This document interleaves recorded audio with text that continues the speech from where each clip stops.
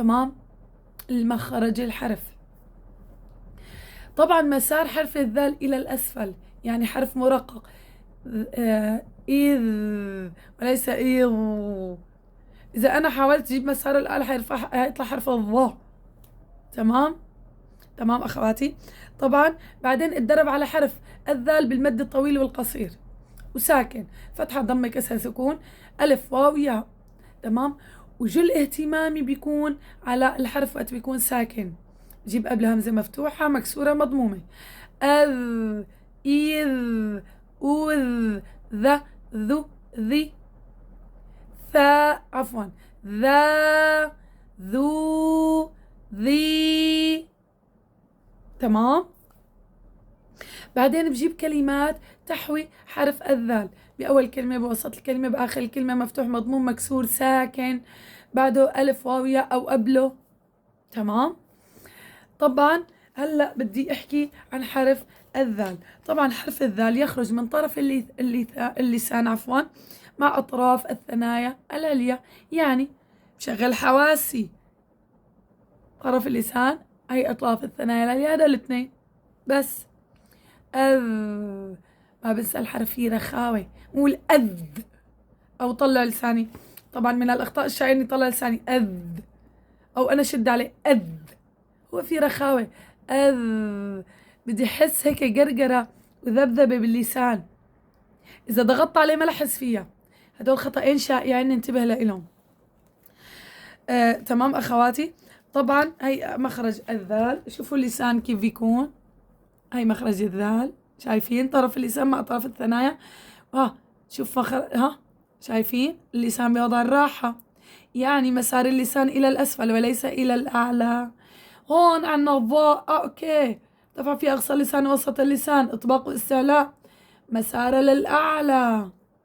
مسار، عفوا، مو أنا ما قصدي إنه أجيب للغنة، مسار قصدي أنا للحنك الأعلى، عرفتوا؟ حتى يتفخم حرف الضاء. تمام أخواتي العزيزات. طبعا شو صفات حرف الذال؟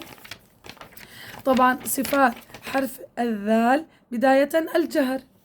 نتيجة خروج حرف الذال بصير عندي تضام للوترين الصوتيين واهتزازهما. شايفين؟ وقت يكون في انضمام بيهتزوا الأوتار الصوتية، وانحباس كثير لهواء النفس. حط ايدي هون، أذ، أذ، حط ايدي على الحنجرة وحس بالأوتار الصوتية كيف عم تهتز.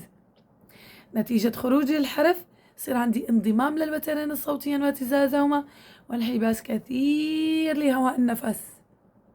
لهواء النفس.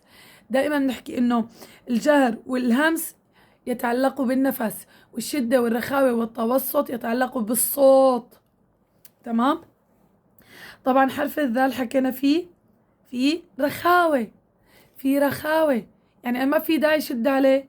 مثل ما حكينا، أخطاء الشائعة إني أنا طلع لساني كله أذ، ومن الخطأ الشائع الثاني إني أقول أنا أذ، أذ مثلا. تمام. بدي يكون ساكن، إذ، إذ، خطأ، إذ، إذ. شايفين؟ شايفين أسناني كيف؟ شايفين؟ بدي هيك أحس بذبذبة باللسان، إذ.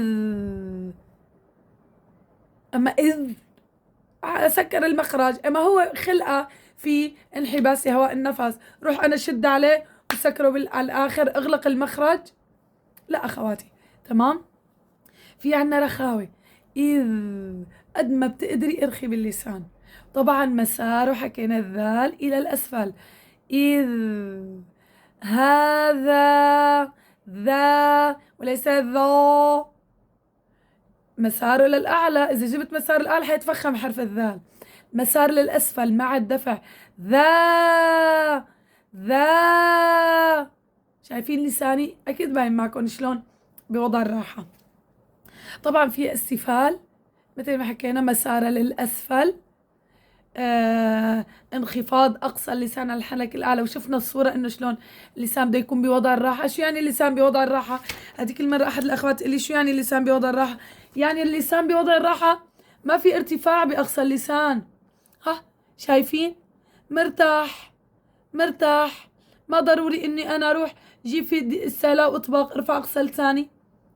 هون اللسان مو بوضع الراحة، هون مرتفع في أقصى اللسان ووسط اللسان، أما هون مرتاح على الآخر، نايم نايم.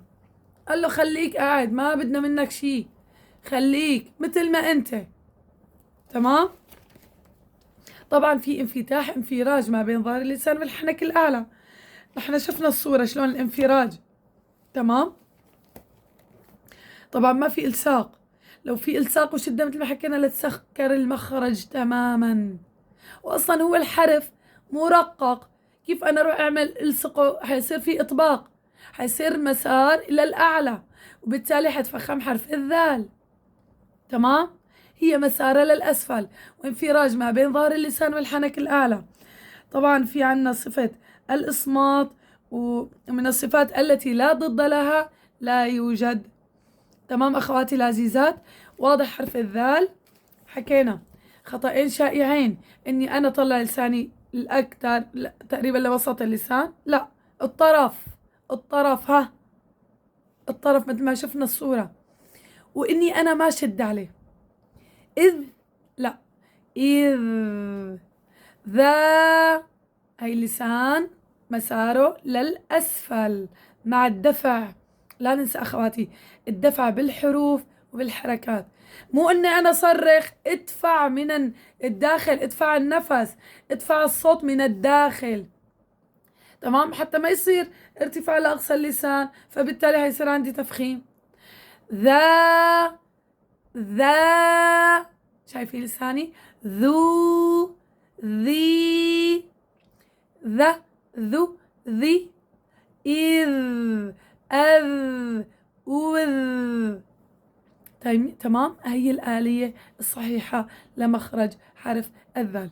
لا ننسى أخواتي نعمل اشتراك للقناة، نضغط على زر الجرس، ونعمل مشاركة لكل الأصدقاء ولكل الأخوات، عسى ولعل يستفيدوا من هاي المعلومات ويكون لكم الأجر والثواب. وشعاري هو واجعلي لسان صدق في الآخرين. والسلام عليكم ورحمة الله وبركاته.